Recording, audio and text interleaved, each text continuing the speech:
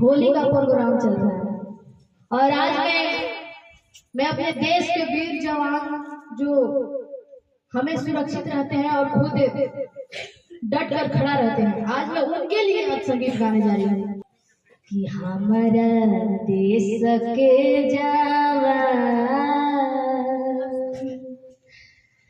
बॉर्डरे पर खेलन होली। हमारा देश के जवान बॉर्डरे पर खेलन होली। हमारा देश के जवान हमारा देश के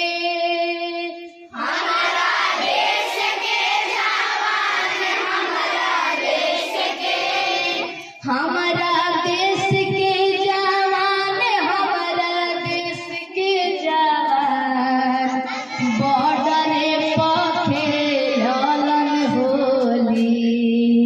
हमारा देश के जवान बॉर्डरे पर खेलन होली। हमारा देश के जवान हमारा देश के जवान बॉर्डरे पर खेलन होली। हमारा देश के जवान बॉर्डरे पर खेलन होली। सीमावे पर मन सब तीज त्योहार हो। तीज त्योहार हो, तीज त्योहार हो। देशवा के जीमा ले भैया हमार हो।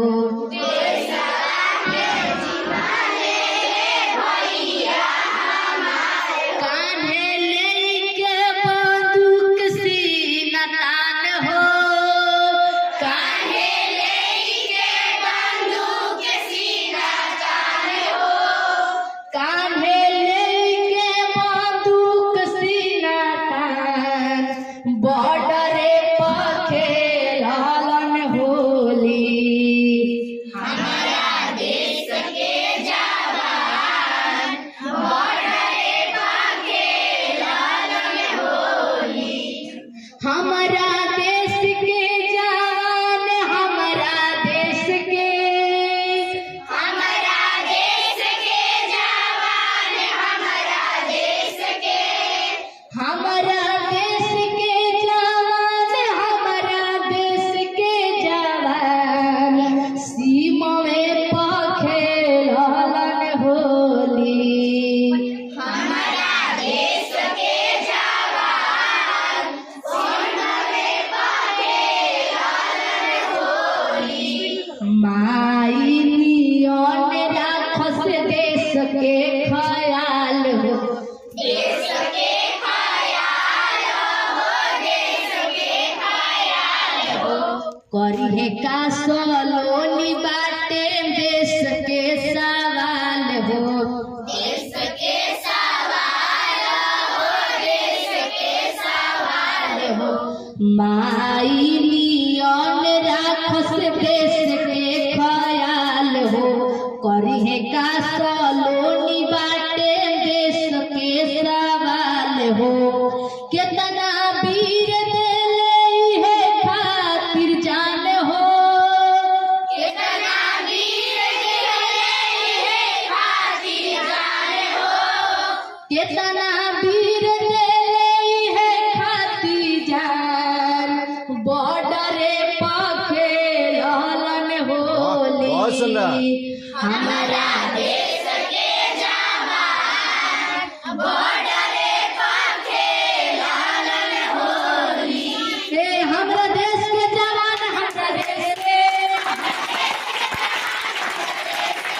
हमरा देश के जवान हमरा देश के जवान बॉर्डरे पर खेलन होली।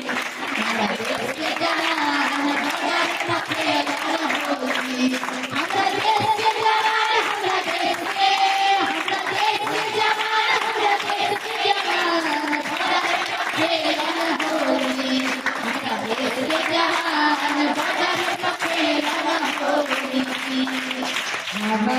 देश के जवान रे बॉर्डर पे